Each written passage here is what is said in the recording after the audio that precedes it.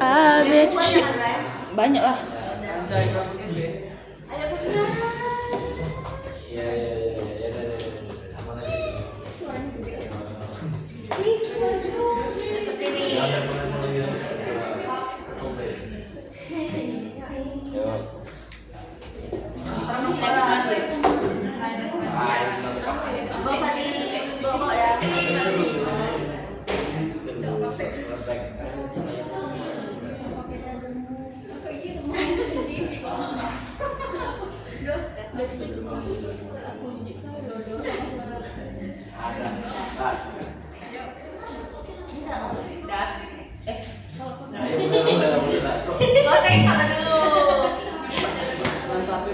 Aman.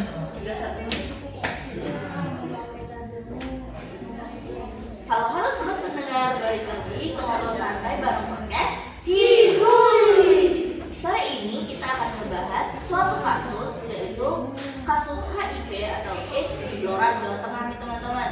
Nah, pada April tahun 2024 tercatat ada 101 orang yang terinfeksi kasus atau virus HIV AIDS di Blora, Jawa Tengah. Dan pada pertengahan tahun 2025 tercatat ada 185 orang yang terinfeksi virus HIV atau AIDS di Blora, Jawa Tengah. Nah, angka ini adalah angka yang lumayan tinggi untuk suatu daerah yang terinfeksi suatu virus. Apalagi virus ini virus HIV atau AIDS.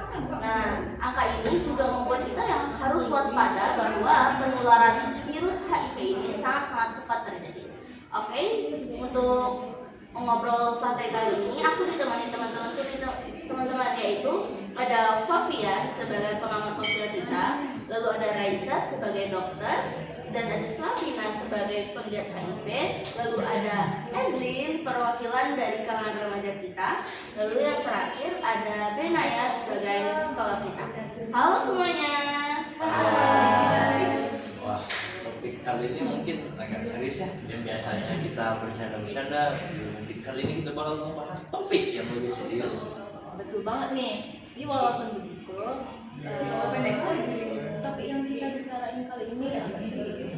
Kita bisa menyampaikannya dengan cara yang santai agar orang bisa menerima informasi yang kita berikan dengan cepat dan gampang. Orang-orang tuh kalau dengar kata HIV itu langsung mikir yang aneh-aneh aja loh. Padahal nggak sama sekali yang berbahaya tuh kalau kita nggak ngerti apa-apa. Nah, makanya podcast ini hadir. Setidaknya kita bisa bantu kasih awareness atau video ini bisa menjadi bahan edukasi buat teman-teman semua atau ada yang lebih peduli sama kasus HIV. Oke deh, ayo mulai dari apa? Jadi Blora ini mempunyai kasus HIV yang cukup tinggi. Terdiri orang yang terinfeksi. dari 5 orang. Ya, angka itu kalau kita gabungin bisa jadi suatu populasi di kampung pasti ada. Iya. Bisa bentuk kota sendiri. Iya. Tinggi. Oke, jadi kita mulai, kita bedah dulu dari faktor penyebabnya. Menurut teman-teman nih, apa sih faktor penyebab yang paling lebih dari suatu daerah karena dia mempunyai kasus infeksi HIV atau AIDS yang sangat tinggi? Mungkin aku bakal coba jawab ya. Jadi mungkin yang pertama itu karena kurangnya edukasi sih. Terutama dari Gen Z ataupun Gen milenial yang katanya itu yang terjangkit HIV atau AIDS ini tinggi. Nah, jadi terutama yang Gen Z ini biasanya orang yang tahu itu dia dari teman-temannya atau dari internet ataupun mereka bakal mencoba itu sendiri. Jadi itu lumayan bahaya sih dan berdampak buruk ke depannya. Banget deh. Tapi beberapa ada yang nonton edukasinya tuh kayak apa ya? Sesuatu yang menyenangkan loh. Dianggap jadi orang bodo amat sama orang yang diedukasi tentang cari HIV. Padahal edukasi itu penting banget ya. Selain edukasi juga ada faktor lainnya nih yang itu faktor pergaulan. Malam,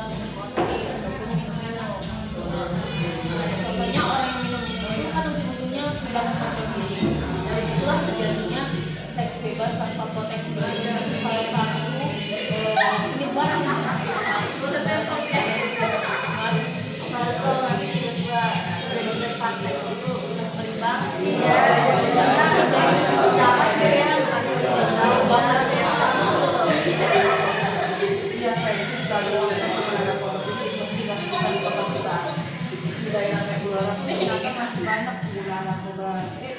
penggunaan cara bergantian.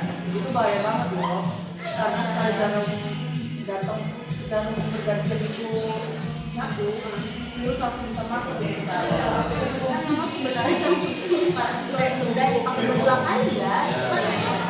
Satu orang iya pakai sekali pakai aja ya. Tapi kalau dipakai berulang kali bisa tidak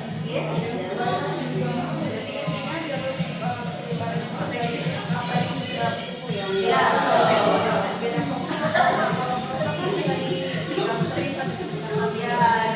Budaya aku bisa gitu lah kelihatan.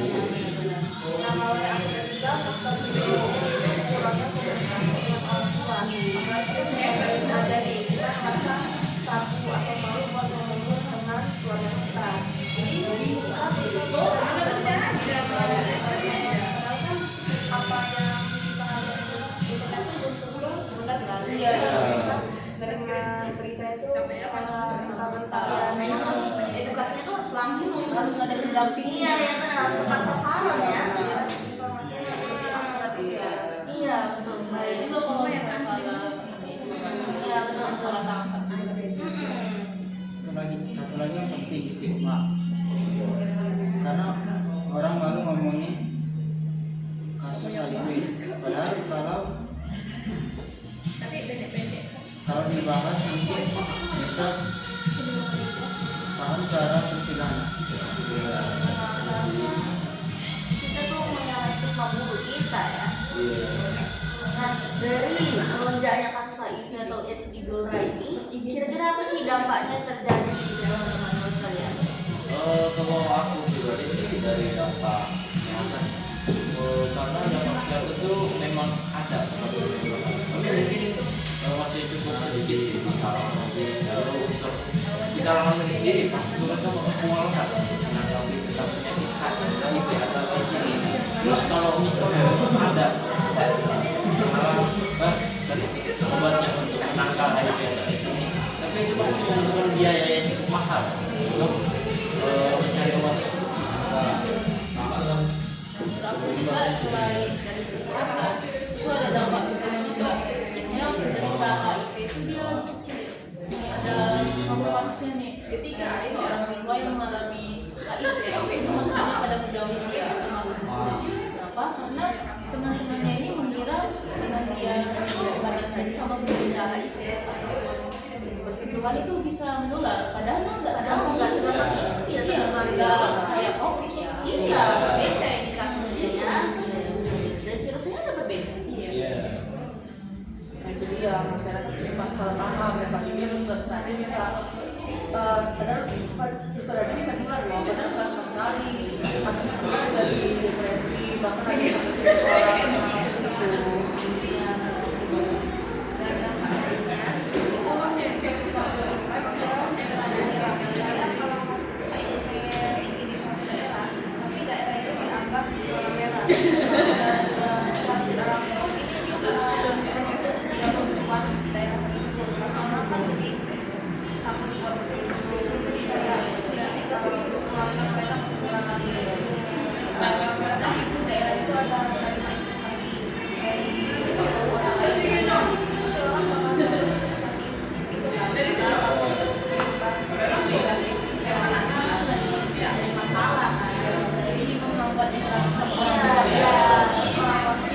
takut ya datang ke situ.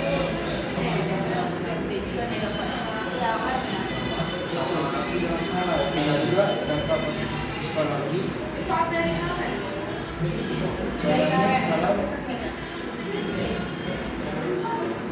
yang tahu kena HIV, mereka bisa shock, malu, bahkan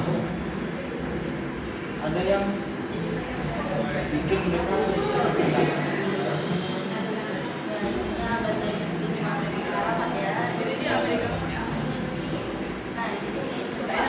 Kalau kalian jadi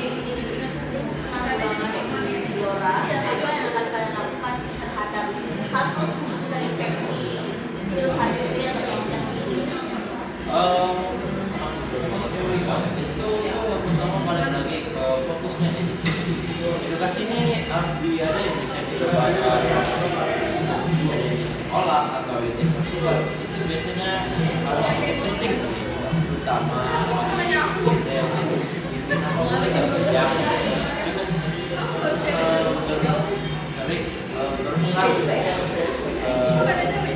Jadi kita tuh pentingnya edukasi paling penting juga ya.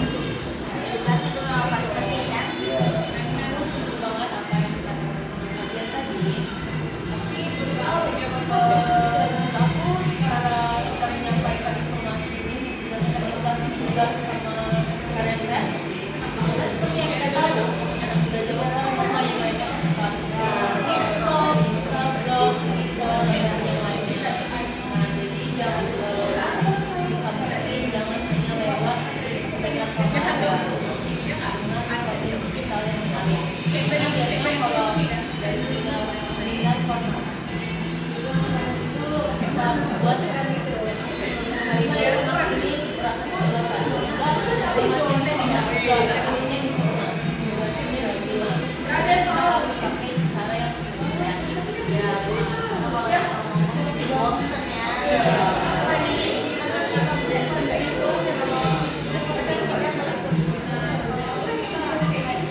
Iya, ngantuk. Betul. Jadi memang pentingnya memberi informasi ini secara kreatif dan menarik ya. Kita menarik perhatian. Kalau aku sih lebih ke pelayanan masyarakat ya, karena banyak yang bisa gimana kita bisa tes HIV tanpa lakukan tes itu kan gratis, tapi masih banyak orang yang takut untuk tes itu karena takut ketahuan. Iya ya, karena sih kalau misalnya dari lingkungan kita tuh masih banyak banget kalau tahu satu orang terkena virus pasti kayak iya apaan sih kayak dijudge gitu ya. Kalau kan di pelayanan kesehatan tuh masih kayak gitu banget dari raut sampai kita pulang gitu loh.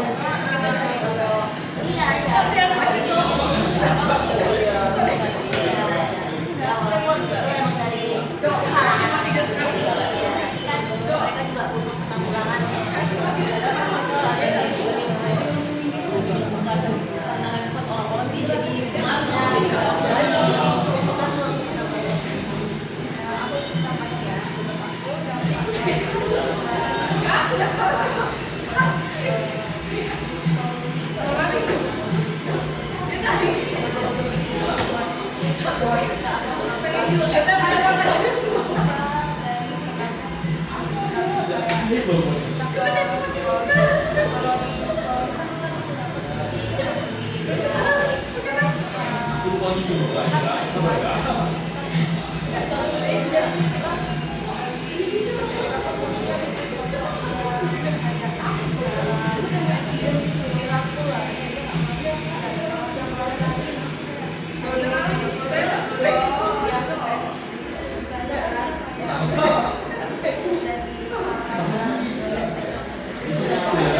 Terus kan juga korban dari HIV ini kan bukan hanya sebagai pelaku, kadang-kadang mereka yang tidak melakukan bisa terkena ya, apalagi kalau misalnya sudah berumah tangga sama suami istri, kadang suaminya itu belajar itu dan membawa pengaruh kepada istrinya dan istri juga bisa kena jadi yang iya parah sih yang kalian kayak gitu.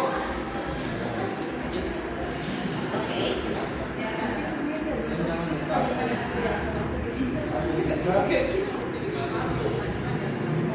Yang perlu dilibatkan di sana dari kampung HIV, di mana warga dilatih untuk tidak dapat lingkungan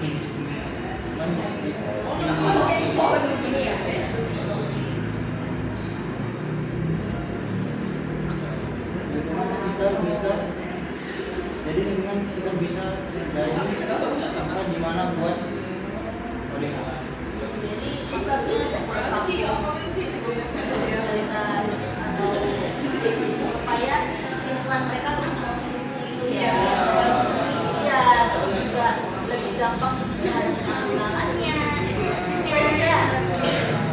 mungkin saya edukasi juga orang Tapi penanggulangan kalau bisa masuk jadi sendiri ya.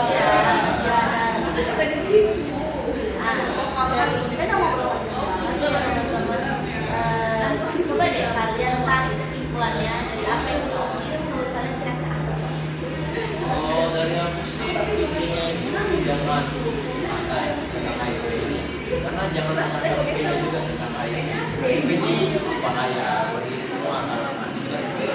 Tidak apa pikir milenial bisa apa dari Mungkin yang paling yang tertib dan baby boomer ya. itu sih kalau dari aku. Mungkin mereka ada mulai berbangunan, tapi jangan sampai mereka takut untuk tes juga. Nah, untuk tes ini kita bisa dari tes antibody. Tes antibody itu dia lewat sampel darah atau cairan mulut. Kan lebih baik kita tahu dari awal kan daripada terlambat. Nah, gimana sih cara kita untuk tahu nih kalau kita mengidap penyakit HIV? Nah, di dalam umumnya